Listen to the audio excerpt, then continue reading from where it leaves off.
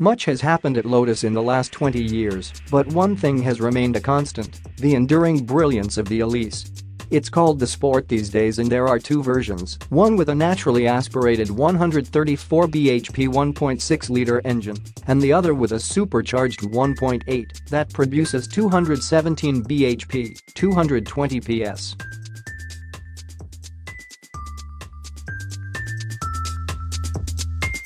The Sport 220's power-to-weight ratio is perfect. The entry-level car's power is a bit too modest, and the next up from the 220, the Cup 250, has more than you need. Not surprisingly, the 220 is fast, but what's particularly impressive is how good its engine feels. For a modern four-cylinder, it also sounds fantastic, almost as if it's drinking and breathing through a pair of DCOEs.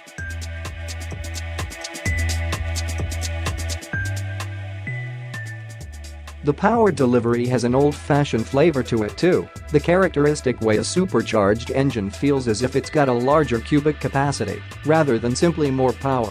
So the power builds seamlessly and, with gearing that is perfectly matched, thrust out of corners or when overtaking is impressive. Lotus's open-gate gear lever is a big improvement on previous shifters and sexy enough to not need a surround or gator.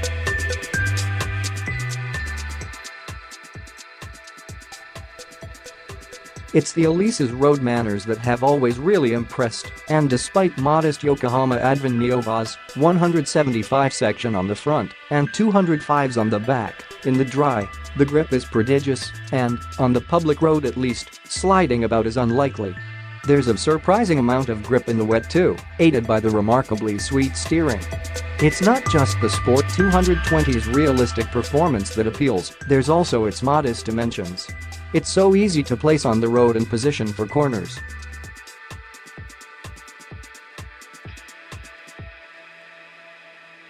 There's a whiff of nostalgia about the Elise, as John Barker explains. There's a wonderfully retro feel about this Elise, in all the right ways. It's light like most modern cars aren't, sounds enthusiastic, and the gutsy engine flings it effortlessly down the road. Of course, you get grippy handling, a great ride, and there's a solid, quality feel too.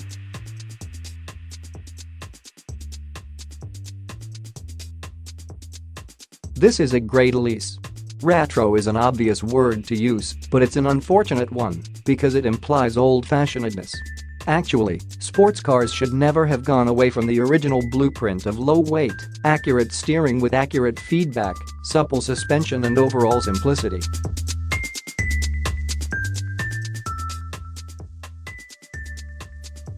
"21 years on, and no one has matched the Elise in terms of undiluted driving enjoyment," says Gallagher.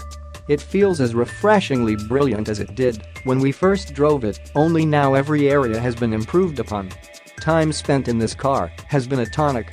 A glorious relief from a life that these days is spent writing endlessly about SUVs and listening to nonsense spoken about self-driving cars."